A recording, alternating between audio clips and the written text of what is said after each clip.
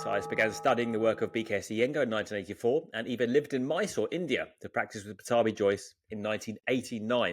A long-term student of meditation and Buddhism, also Vipassana and Tibetan Buddhism, and Zen, all types of Buddhism. He's written 3 books, and today we're going to discuss particularly the yoga of the subtle body, which I'm really excited to get digging into. Welcome, Tice, to the Keen Yoga podcast. Adam, thanks for having me on. Well, it's been a while to get him on, but with many requests, we've finally got you on. So really, really pleased to have you here. And I'm going to try and make the most of our time. So having read the book and thoroughly enjoyed it, I mean, really what the book is for you guys thinking about getting the book. And I would, again, anyone that comes on, I recommend the book because, yeah, I get people on that I like their books. And this book is a real segue between Eastern ideas, like we're talking of chakras and talking about Eastern understanding of the body, even ideas from Buddhism come in there, meridians, nadis, and then we're talking about Western ideas of how to kind of like, what does that mean? You know, what do these things mean in terms of Western anatomy, right? In terms of all that stuff that we are very much more seem to focus on a lot more these days than the chakras and nadis bit. So that gives a little kind of overview, I think. I hope I have done it somewhat of a reasonable explanation there, Tyus.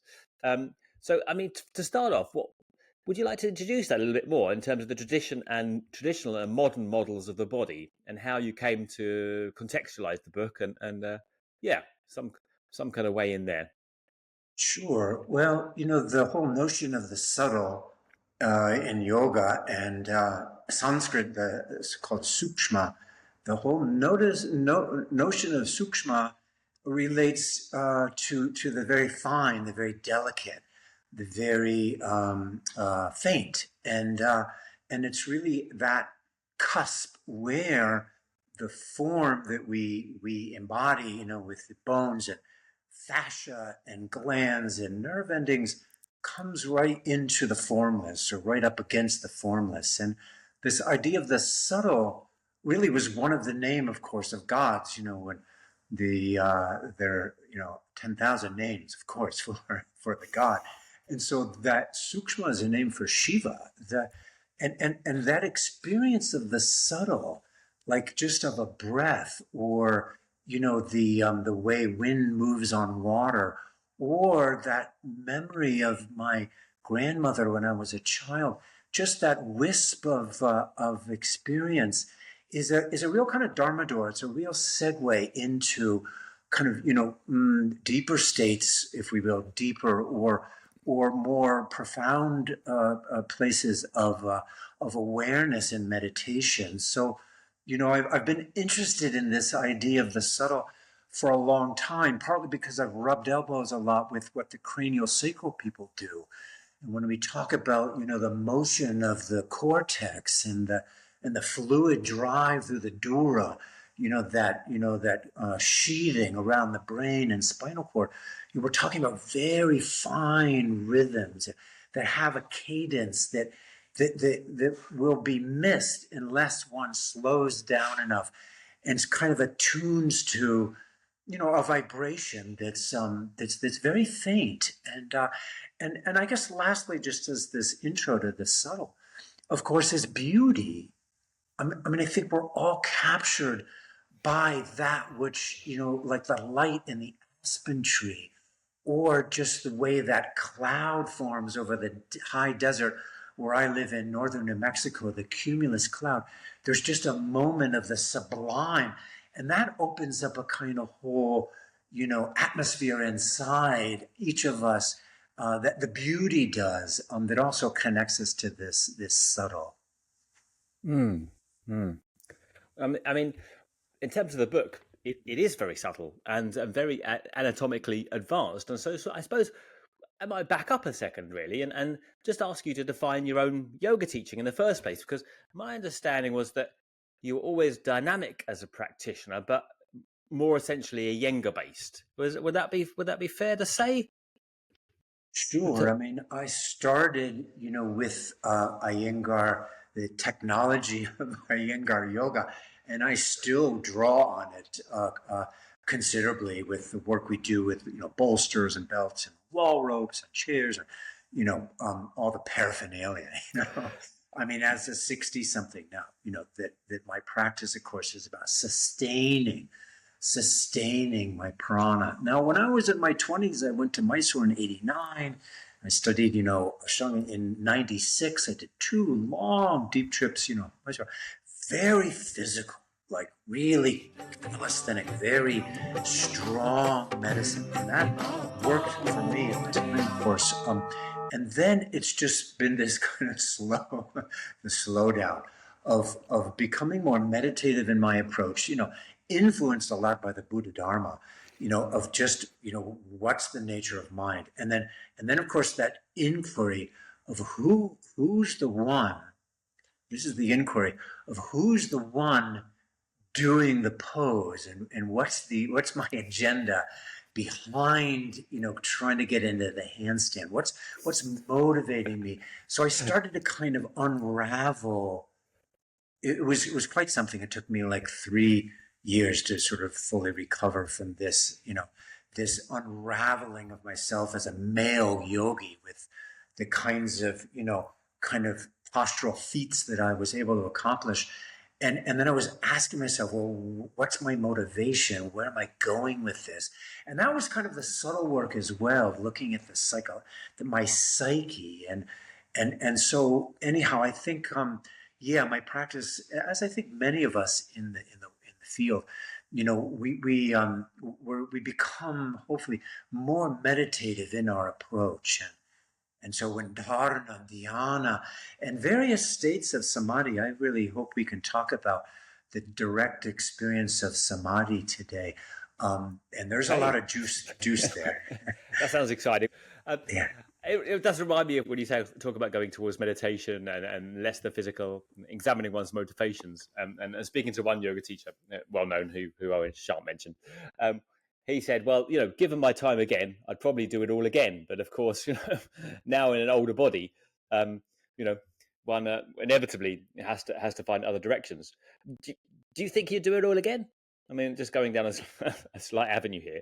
Or do you think if you came back to that 1989, you'd do it very differently if you were Tyus in your 20s? Well, let's see. I mean, it would have been helpful to have had a little more reflection as to to have that mirror of awareness a little closer so I could reflect on what my motivation and drive was.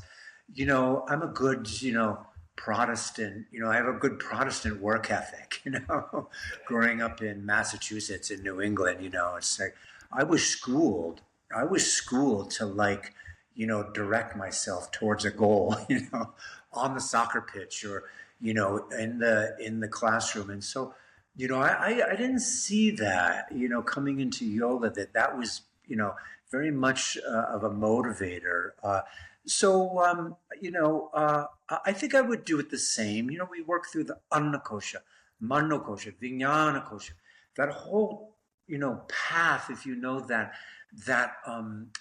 pathway through the sheathings or the layers from the outer to inner. And we all have our way into the temple, the inside of the temple.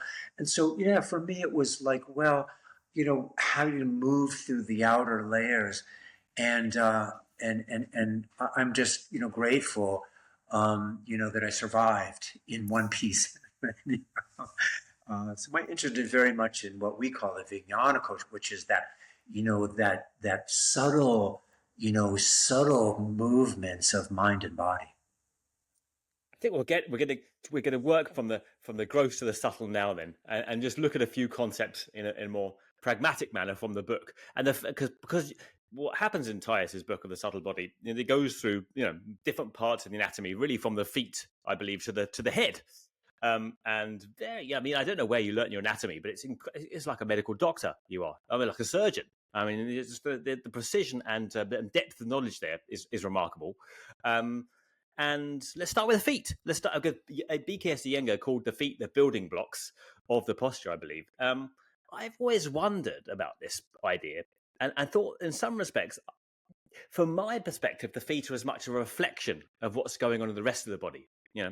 as much as they're the building blocks for the body, they actually reflect, say, your lack of rotation on the hip, or there's some there's tightness on one side of the body, etc. So would you want to just say one or two things on the feet, and I probably could progress in this similar manner, giving you a little task of different parts of the anatomy and asking you to give a few comments. So brevity probably here, so because I think I've got a lot of different parts of the body to cover.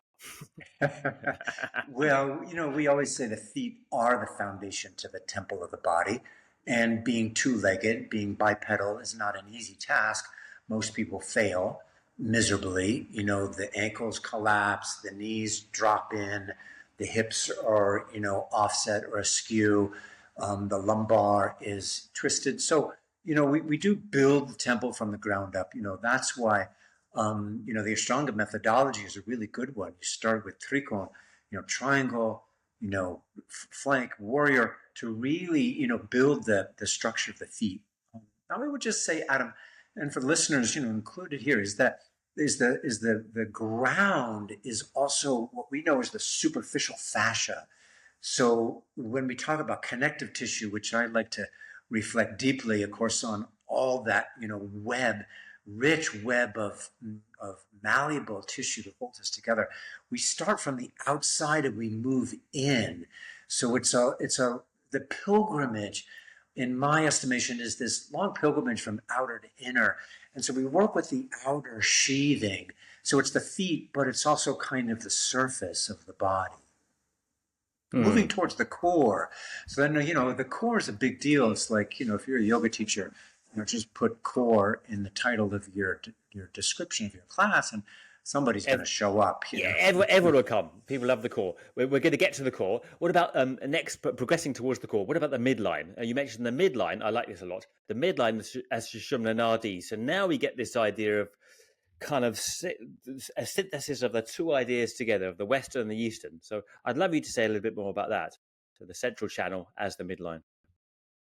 Right. Well, yoga and the Greeks had a very similar view, actually, of that axis mundi, or that midline, being a connection of ground to sky, or heaven to earth, and so the polarity, from tailbone to crown through the spine. Not that the midline doesn't go down into the legs and the feet as well, but primarily through the spine is, it's really the final frontier of yoga. That is yoga. Hatha yoga is orienting to the midline. The midline has some beautiful references. Of course, it's called the Chitrini, which means the lustrous one. It has a quality of a shining quality, luminous quality. Also, of course, simply described as the Brahmanadi, or the channel of God, or the divine channel. But then, interestingly enough, also called the Shunyanadi, the empty channel. And so that channel inside it's kind of the place of the non-dual, between the right and the left, sun and the moon, male and the female, back and the front, the yin and the yang, all of those polarities, they kind of, at some point, they dissolve into this, just boundless, or infinite pathway of what's really consciousness, in that midline. So so the midline is sacred for sure, and the yantra, in the sacred geometry of the square and the triangle and the circle, kind of superimposed on one another. That midline, of course, the bindu, that center of the geometric form, serves a similar purpose, to connect us to the absolute, or the boundless. Anatomically speaking, is the spine related to the midline? We would say that the midline, you could say it's within the spine. Right. It but is the anatomically, spine. the spine doesn't serve a particular feature in this midline. Yeah, it's kind of roughshod, and of course, who really knows? I don't think any of us really know, because the ancients, they didn't do dissection. There was a notion, just don't really cut into the body. I think so much of the anatomical understanding of the, the rishis, the ancient seers, was from meditation of just kind of sensing and feeling. And when the breath, it's really about the breath, of course, when the breath goes into the hollow space or that empty space of the midline, that the mind just kind of just stops for a bit. And that, the cranial sacral people call that the still point. There's a physiological link to this, where the whole mechanism of the brain and the spinal cord and the nerves, it kind of resets. And that's very healing. I suppose that's what I was suggesting, that you've got all the nerves of the spine, which are the fundamental nerves that run through the body, and potentially in stimulating them, you're going to cause a change of consciousness. Right. So then, like in yoga nidra, for instance, many people practice the yogic sleep. Now, in a yogic sleep, I think there's a relaxing of the right arm, left arm, right leg, left leg, right shoulder, right ear, left ear. And then over time, the awareness, it kind of, it sort of drops in and widens into that midline, which is really fluid, of course. So, I mean, I'm fascinated by the fluid system. And we're talking really now about the cerebral spinal fluid. And the fluid field has its own intelligence. It has its own consciousness, the fluids. Hopefully we can talk some about the fluids here because so then there's a fluid presence. It goes back to the ancient waters. It goes back to the ocean of consciousness. And the ocean doesn't have a left and a right, an inner and an outer, an up or a down, a male or a female. Okay, noted. Cerebral spinal fluid or fluids. We'll come back to that one. What about the little whistle-stop tour of the book? What about the bandhas? You mentioned lock is a poor. I like this. Lock is a poor translation of bandha, yet unfortunately still used in most yoga circles today. The word bandha, etymologically, word bind, suggests the act of capturing, tethering, tying, or harnessing. It implies a catch that must ultimately include release. I very much like that. So would you say a couple of words on bandha and put us to rights on that one? Well, right. It's kind of like fly fishing. It's like catch and release. So it's not about holding, and we have to be careful. If you're a good Presbyterian like I am, or you grew up, with this idea of like you've got to like get it and sort of, and you can do it, you can pull and hold. You have to be careful of the doing or the willful way. So it's important, of course, that release, that it catches, we engage and we let go. And so, like, for instance, the pelvic floor, just practically speaking, there's a webbing of soft tissue on the pelvic floor, and the sphincter and the perineal fibers. It's not just about lift and hold on for dear life. It's about also allowing that tissue to drop and widen. So it's like a sea anemone. If you've looked in a tide pool and there's that little strange little creature that has little tentacles, it sort of widens.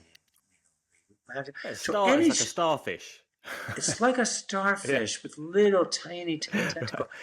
So any tissue in the body, there's vasodilation, there's constriction, and then there's expansion, and that's the health of tissue.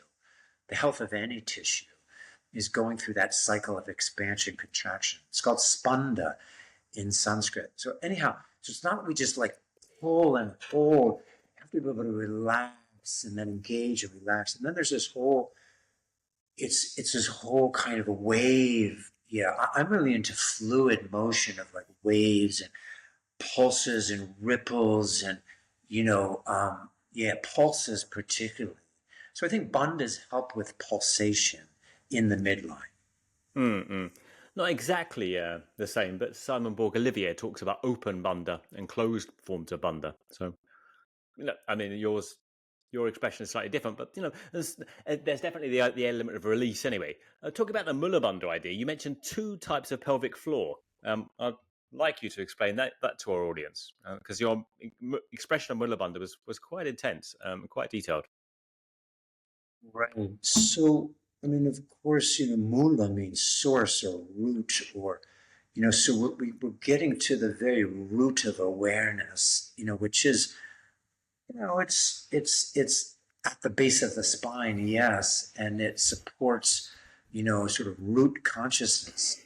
And so, yeah, so it just practically speaking, and you could do it as I speak, contracting the pelvic floor fibers and then relaxing and then contracting, relaxing. And then it's like, how subtle can that be? Where I think at some point it kind of happens of its own accord. I mean, I'm very much influenced by the Taoists in this regard of allowing, movement to happen of its own accord. I mean, if there's too much will, if you try too hard, you're going to miss it. If there's too much intentionality, you're never going to get it. So at some point, you have to let it come of its own accord. And so maybe that's, it comes about through breathing or postural alignment or, a relaxation. And then there's a kind of catch and lift.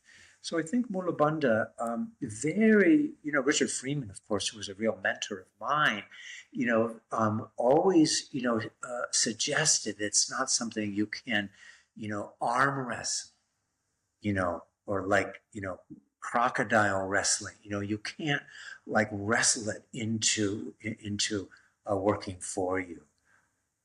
So there's a lot for me, at least, after practicing on the mat for 30 years, there's a lot of getting out of my own way. And then the subtle body is like, oh, well, what's the expression? How does it move of its own accord? And that links us into, the autonomic nervous system, or, the side of the nervous system that's outside of our regulatory control. We're going to come back to that in a second, but if we just move on easily to Uddiyana Bandha, you mentioned that BKS Iyengar made the point that the movement of Uddiyana Bandha is accomplished in Urdhva Dhanurasana, which is kind of very interesting to the Ashtanga practitioner. I remember being told at least one occasion by a Ashtanga teacher, you have to stop, you have to drop all bandhas in backbends. You can't hold, because, well, of course, the expression of Uddiyana Bandha, as is commonly known in Ashtanga, is to somewhat contract the lower abdomen. So I'd like you to maybe talk a little bit about Uddiyana Bandha next. Yeah, fascinating, that idea that in a back bend, there's the movement of this Uddiyana, meaning that Uddha means to go upward. So that uplift of the visceral, really it's the bladder, uterus, the spermatocords, the lower gut is uplifted. And so in a back bend, yeah, the whole lower abdomen is lifted. That connects us to the iliopsoas muscle, which I've thought for many years is linked directly to Uddiyana. Now that in Qigong and Taoism, it's the working with a dantian. So it's really that the movement of blood and wind, breath into this area. So bends extend this area, the lower belly. And so that helps to make the tissues very supple. So if somebody's sitting and they're doing a kind of isolated pranayama, there's much more elasticity in the fibers of the lower belly. Okay, you mentioned the psoas, and you do mention it a lot, and the psoas and the diaphragm, in fact, and the relationship between the two. I wonder if you could go on to say something about those two characters. Right. So the iliopsoas, it's attached to the subsurface of the diaphragm. It's kind of like a cord on your shade and your, bedroom window. When you pull the psoas, it can help to mobilize the diaphragm, of course. And so that myofascial connection is critical. So there have been many studies, especially of trauma and shock in the adrenal region. The adrenals sit right in this area as well. Is that when the psoas freezes, then the breath, shuts down, and people they can't get a full inhale in, and then the heart constricts. And so, yeah, so opening the psoas really opens up the breathing. So that myofascial link is critical.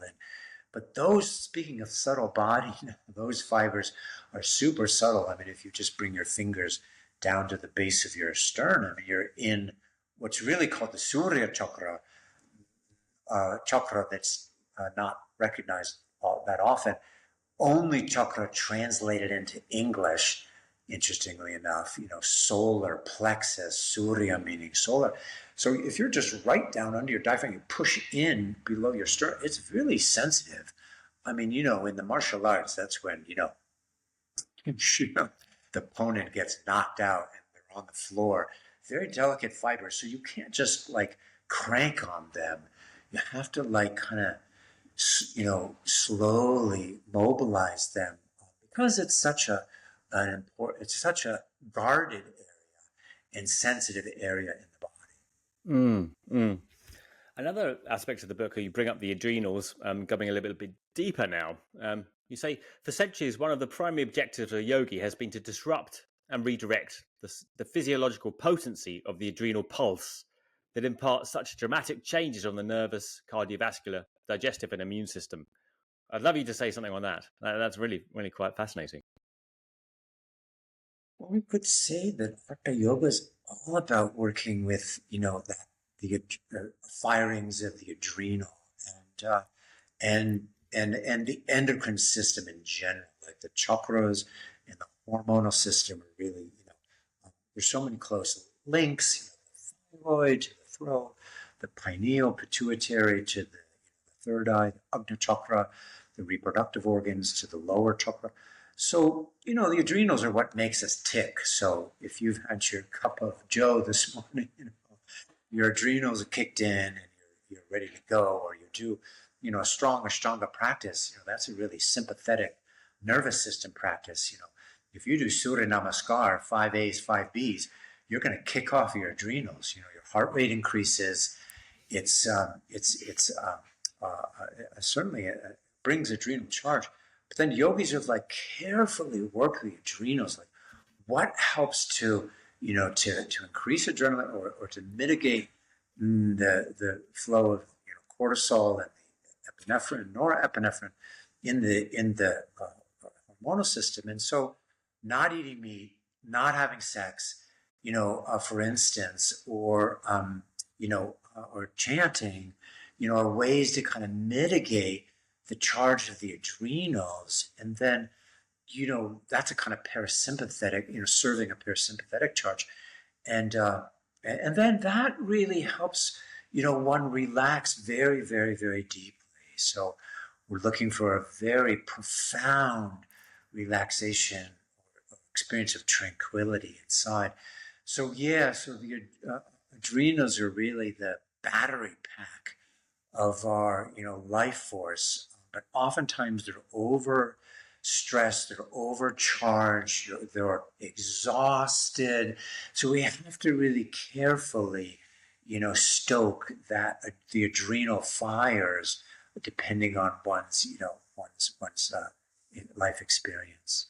I think that's patently clear with so many Ashtanga practitioners. They get kind of rather burnt out by going too far into using the adrenals, especially with this whole take a cup of coffee beforehand kind of thing, which thankfully isn't happening so much now. But it was certainly, the no coffee, no prana kind of mantra of Ashtanga yoga, right? So right. And then of course you have 16, 18-year-old boys and young women who like take Red Bull and then lift weights, so it's like that's just power surge into the bloodstream, to really open up the vessels really quickly. So right, I don't know, there's something about finding regularity or that deep cadence of the prana. I talk about it as a cadence or a tempo, the biorhythms, the heart rate, the blood pressure,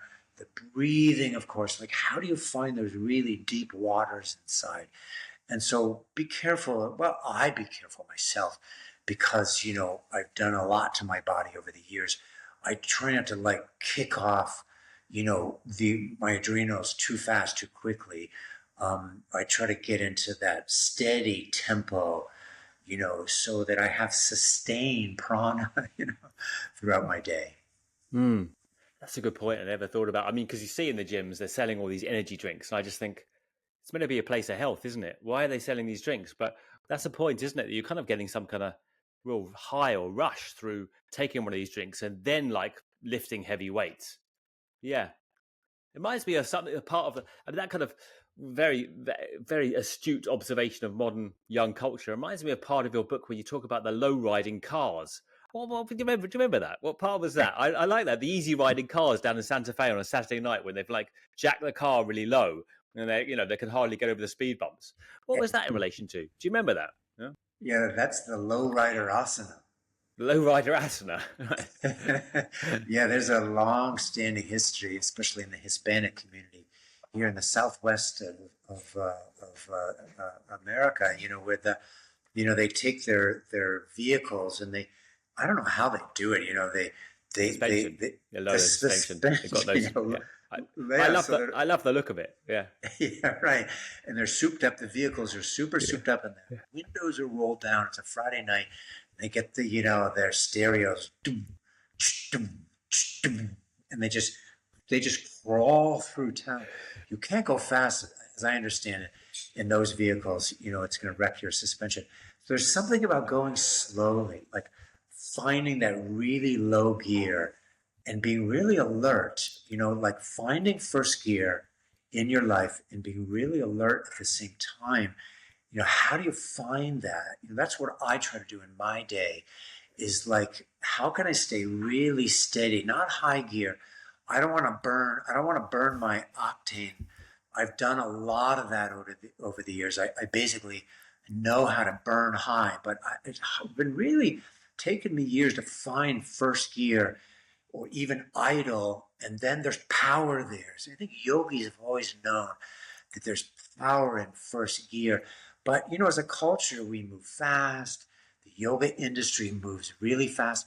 And I think to save the planet, of course, just, speaking really broadly, speaking of burn, if we can move slow enough, then I think we can, protect our resources and, sustain our culture and our environment. So, anyhow, that low rider asana, you have to go at a kind of a crawl.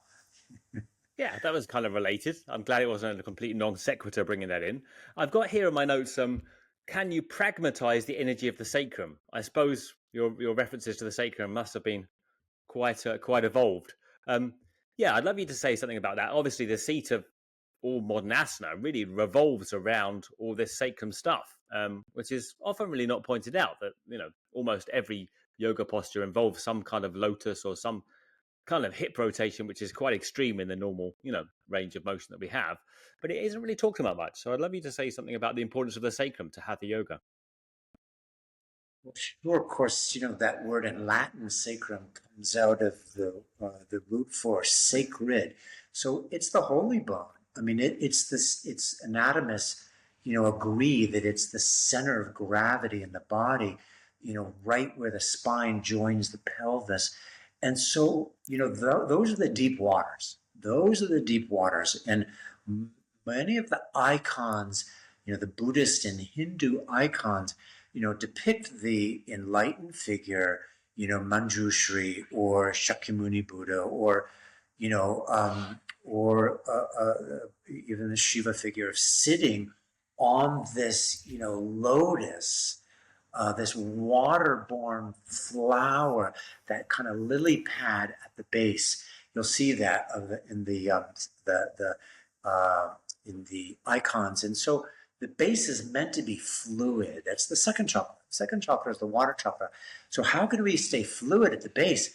Now, as people age and the hip joints, become tight, and there can be all kinds of, arthritis and compression in these tissues, is that we lose mobility and fluidity. So gaining fluidity in the sacrum is critical. Lunges, warrior one, for example, are ways to mobilize the sacrum. So, and so that generates a kind of fluid pulse up the spine to the brainstem and the cranium, and then there's that close link between the sacrum and the skull in the cranial sacral dynamic.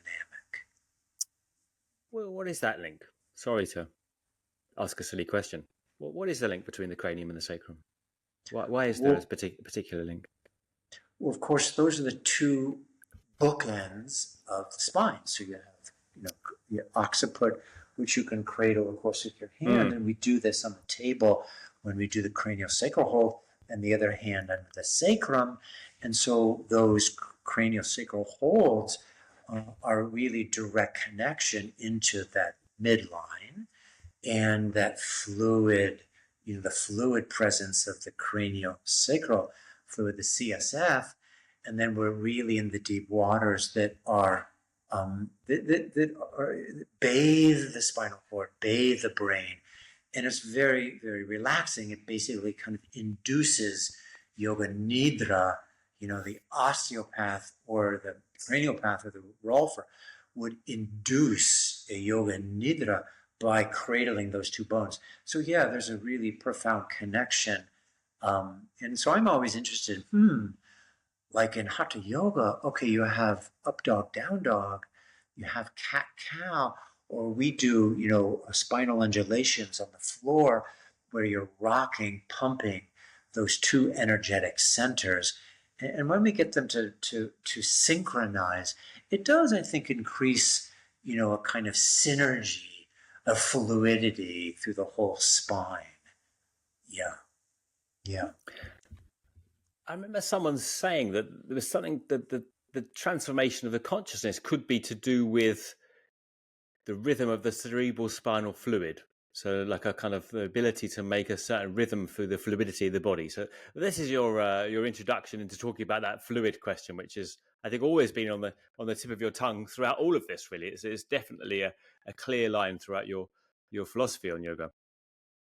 Well, right. So practically speaking, right, we're born 92% fluid, as, through embryological development, and then through the first several years of life, we're just like this kind of, octopus-like, amoebic-like structure where the bones are, cartilaginous in some respects, they haven't solidified. And so as we age in life, we become more like, 70% fluid. Through life, we dehydrate, the joints, start to ossify, there's osteoarthritis, and there's, a fascial constriction, agglomeration in the tissue, tissues become really tight. People basically start drying up, right? So the whole idea of yoga is to really sustain the fluid drive. We're talking about through the blood vessels, through the heart, through the lungs, through the kidneys. And so then, the fluids are they kind of predate the nervous system. Like if we just think broadly in terms of evolution, we all come from the ocean. We all come from those single-celled or multi-celled,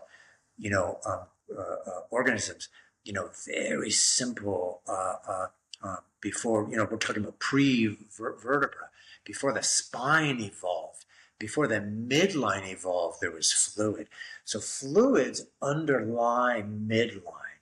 So when we can access fluids, we're in this intelligence, or in this sort of bioelectric field of the, of this consciousness, call it that was celebrated in the Vedas.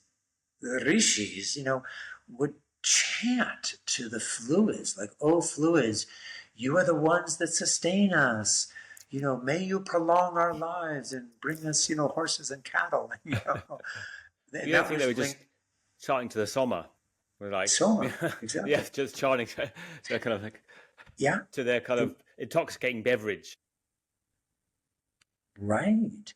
And the Soma, the Soma was not only, imbibed, but the Soma connected to the moon and the oceans is that fluid rhythm. Now, if you're in the female body, all of this is a little more available because every month you go to high tide and then you menstruate, you go to low tide.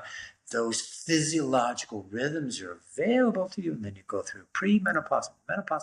So all that physiological rhythms are available. We're all have that kind of pulsatory movement, and I do a lot of this in my practice today on the floor. Widening and narrowing, expanding and contracting, and so really kind of mimicking ocean, the movement of fluids, and helping to encourage more elasticity in the fluids. And I think that helps, longevity. I remember talking to you in the run up of the podcast, telling you that my recent hip replacement, and then reading the book that you mentioned the acetabulum being a wine cup, or actually a vinegar cup. So I think it's very apposite to me right now. I wondered if you speak a little bit about the hip and the wine cup or the vinegar cup. Yeah, right. Yeah, that's the Greek term, I believe. The acetabulum is the old wine cup. That idea of that fluid presence in the tissues and in the consciousness, through wine and song, and that kind of Dionysian celebration of life that again gets us back into the libidinal centers of the sacrum and the pelvis, and that sexual pulse. And so when it's animated, when it's fluid, down below the navel, this is the key, really. This is the point, is when we're fluid between the navel and the hip joints, when we're fluid in this region, I think we can live a long time, but it's common for the hips and the pelvis, sacrum to become really compressed. So the idea of the wine cup is that links us into the fluids, the soma, and so I'm really careful, by the way, listeners. I mean, I've cranked my hips over the years, like leg behind head. What's that one pose where you put one leg in half lotus and the other leg behind your head? Asana. Asana. Yeah. Right. Yeah. I mean, that's just as a structural, therapist and guide.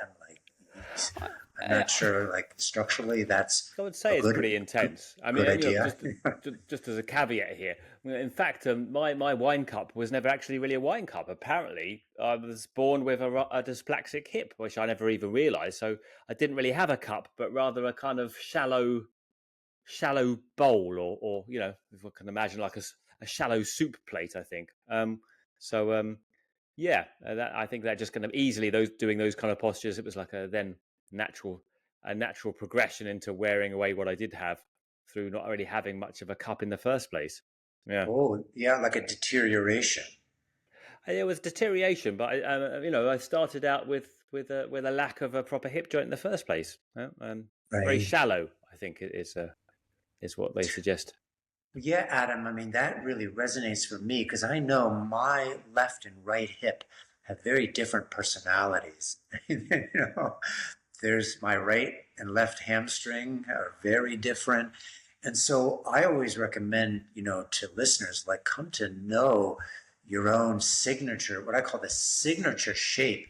As you were saying, you have a hip that has a different shape, or it has, a different contour. And so, we all very unique. And so come to know your own signature shape, and then practice accordingly. Don't try to again, arm wrestle your body into a shape that you think it should be in.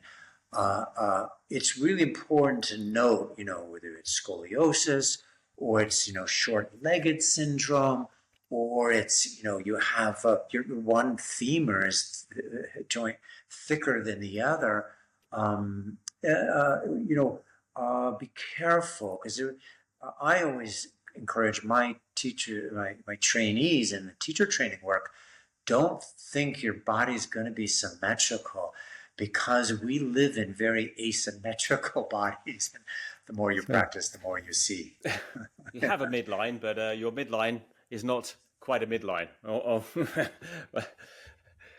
Yes, I mean, I think I always like to mention this because when we talk about those advanced postures, like you mentioned, Asana, of course, people will say, well, of course it would happen because you did that posture, and then look at what's happened. But I have to say, left hip is absolutely fine, not a shadow of a problem in the left hip, just the right one. And yeah, when I asked the surgeon, apparently they're two different shapes.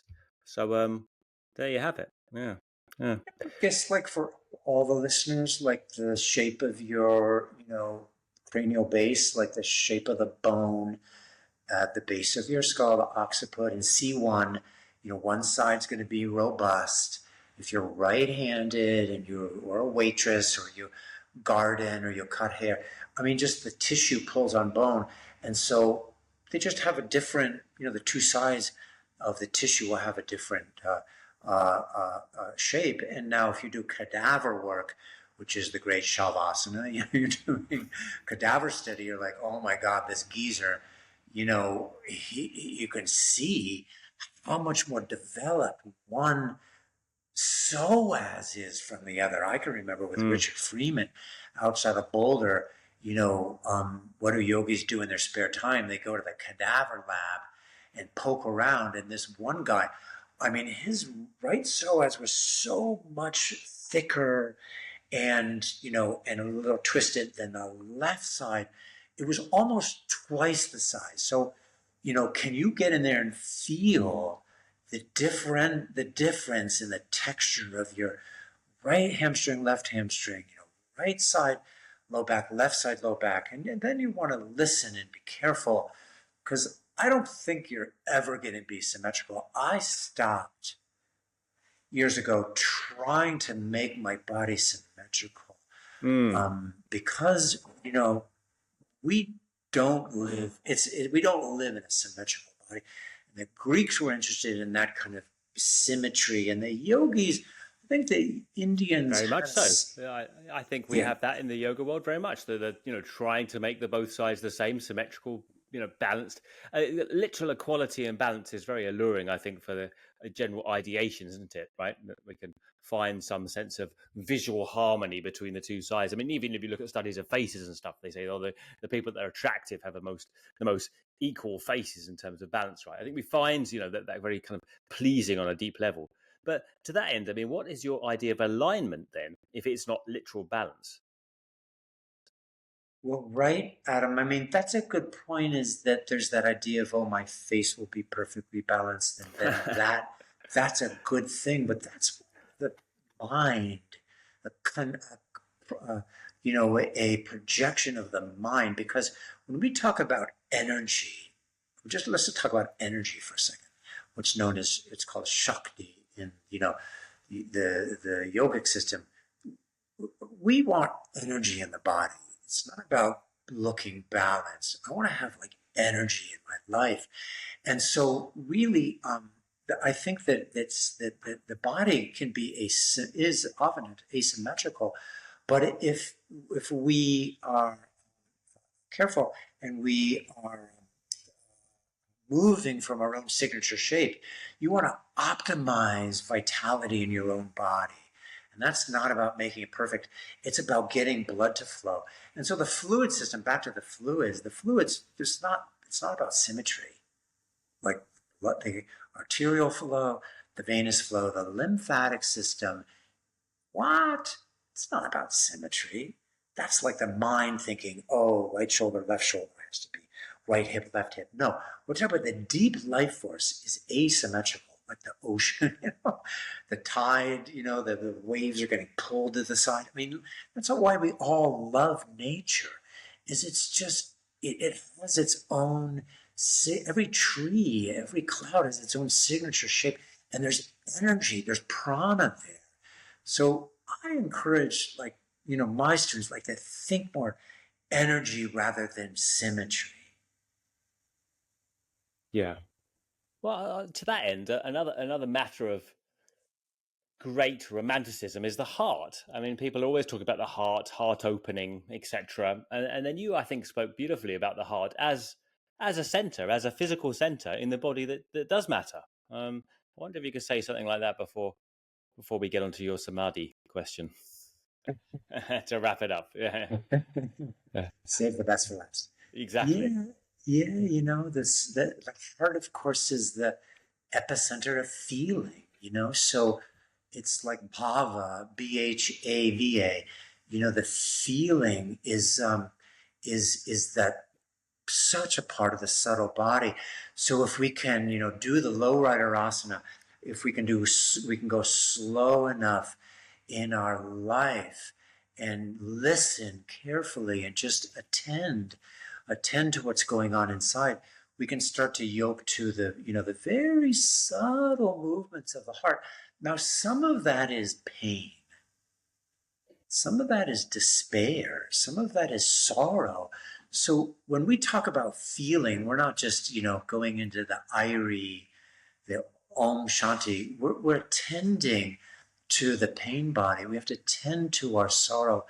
And so when we can, touch into the 10,000 edges of feeling in the heart, I think that makes for a very rich, environment. And so, we need to work with that. And in my practice, I do a lot with dreams and, the hopes and the fears. And so it's not about simply going for the body of bliss, but really just, grief or sorrow. So when we touch in and we sense how that sorrow affects our own biorhythm, I think that links us into subtle body and makes us a more, richer and more kind and compassionate being, Do you think it's more than a metaphysical center? Do you think that has some kind of anatomical basis at all?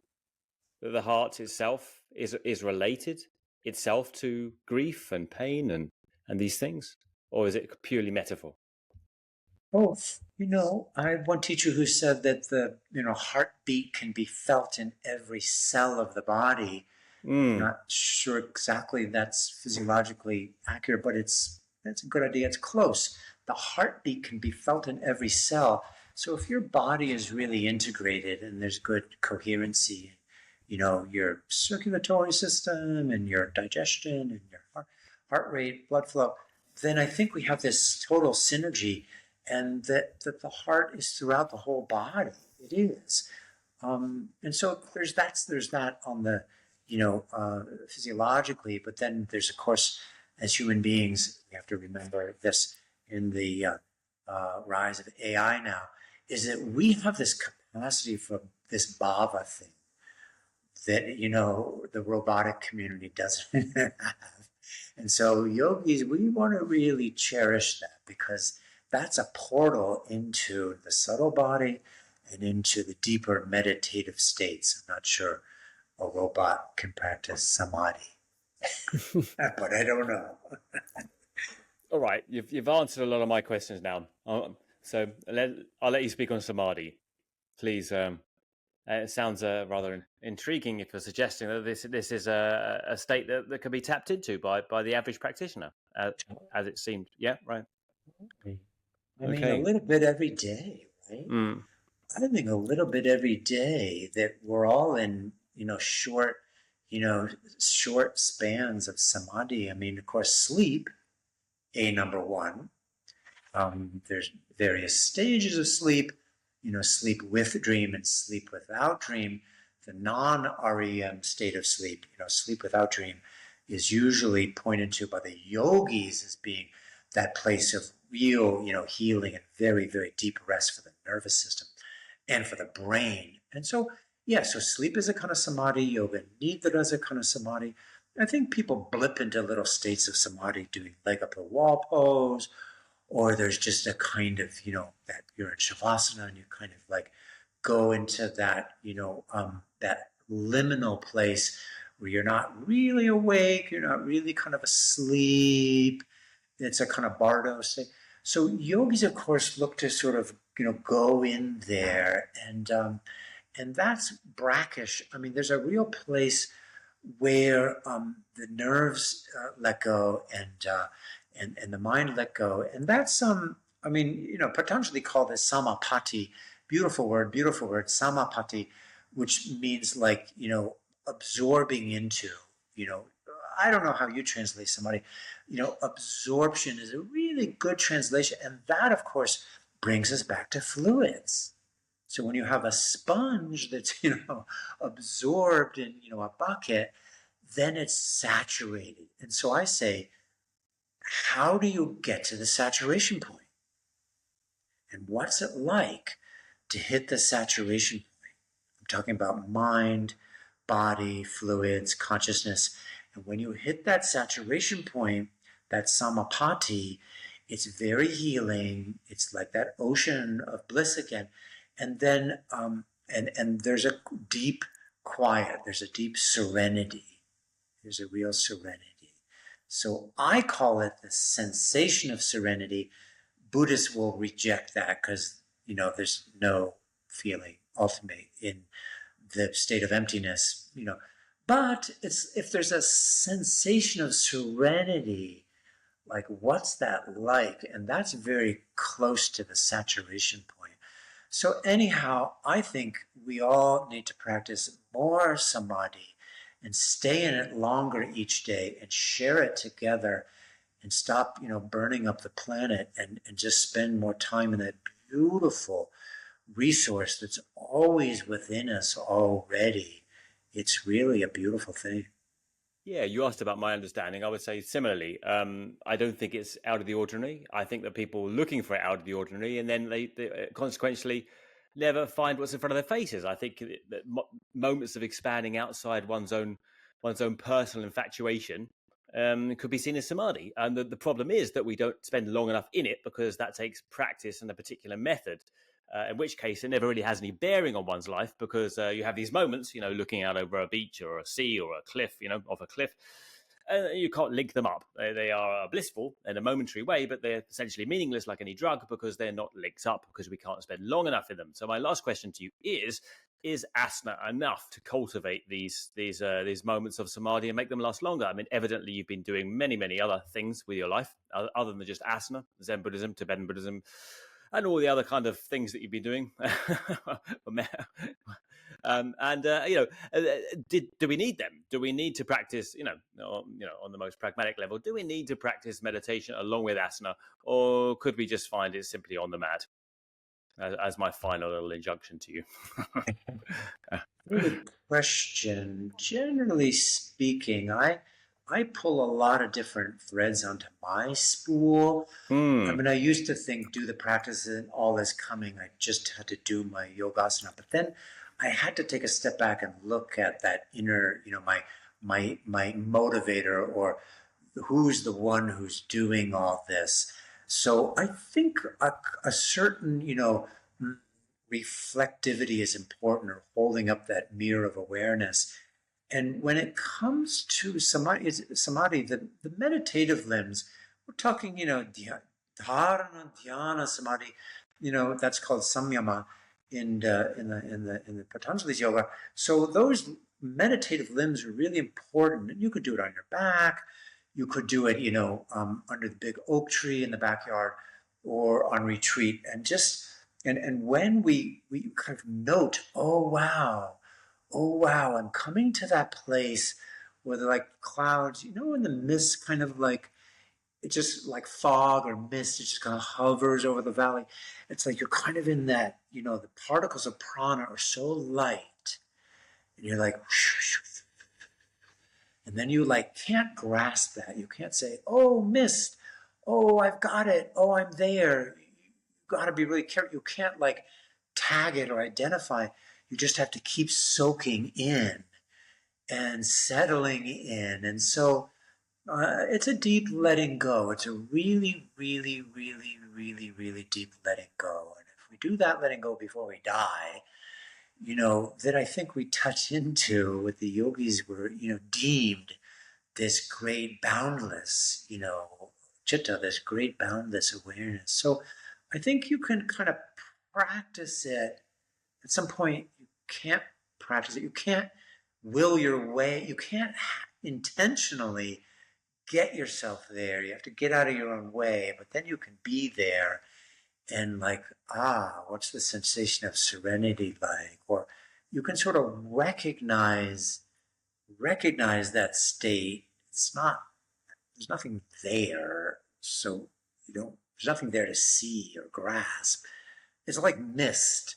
So it's pretty tricky, that place. You have to spend time dancing in there because that's really a rich part of the practice. It's that knowing, not knowing thing, or like, you can't, it's like non-grasping. Yeah, but you're there, but you're not grasping it. It's hard to talk Yeah.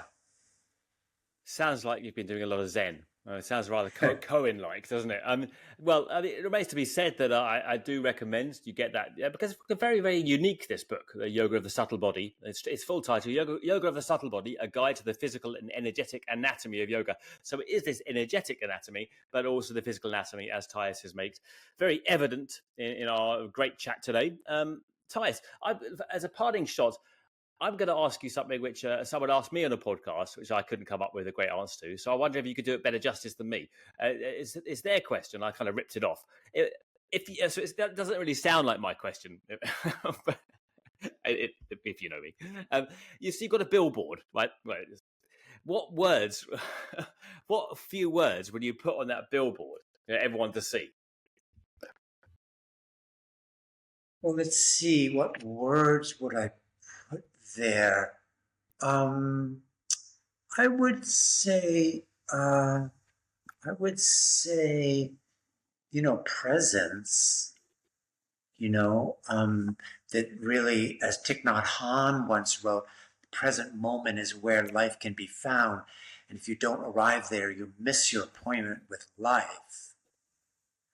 But then, along with presence, there's also like absence, meaning like you also have to be in a place where you don't quite know where you are. I mean, in Zen, we do talk a lot about not knowing.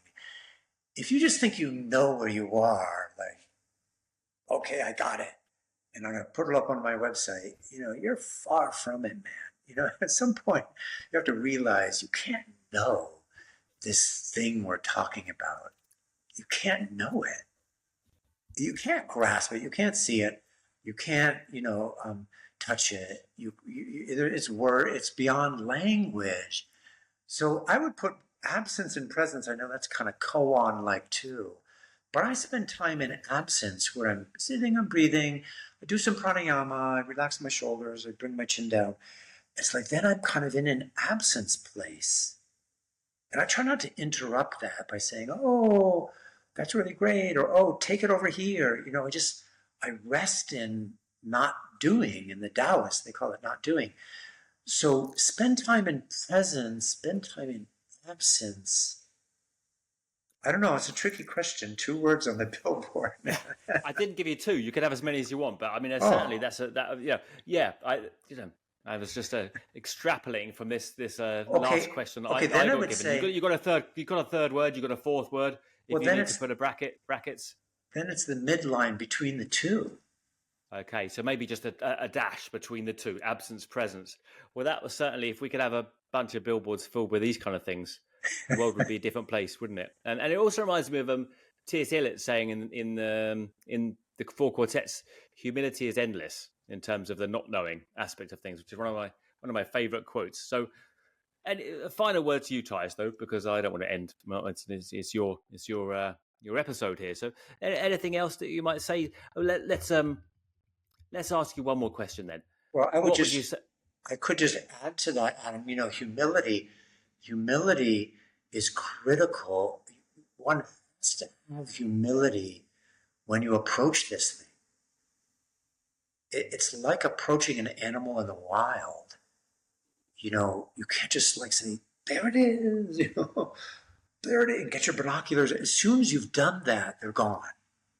So you have to have a sense of courtesy. So when we're approaching, the great, the Shri, what all the texts talk about as being the Godhead or the Brahma or the boundless or the absolute Shiva, whatever you want to call it, when you approach that, you have to be humble. because you can't know it, you can't grasp it. We're all such limited beings. We have like 85 years of a life and then we're gone. We have to realize we're limited. And that humility, I think that opens us up to the unlimited. So anyhow, I had a cranial sacral teacher who described when he was, going into his work with his clients on the table, holding the skull and balancing the spine, he would say, I come in to the nervous system with a sense of humility because I don't know how this works. I don't know how this works. Immune system, the lymphatics, the endocrine is like, whoa, there's an intelligence there beyond me. So in each day in my practice, I try to come in with that sense of humility. And then we're talking about, what John Upledger called the inner physician. We come into the realm of the inner knower. Like your body is so much smarter than you. It's like your pineal and your pituitary and your heart rate. It's like, how does it all balance? It's like crazy intelligent. And so there is a sense of humility when we're in the presence of this great thing. Okay. Well, other than saying that I'm hoping for 100 years, not 80 or 85 years, that sounds a wonderful place to leave it. Thank you for a very edifying chat. It's been wonderful. And please, guys, have a little look at the book. A really, really enjoyable read. Thanks, Tyus, for giving us your time today. Thank you, Adam.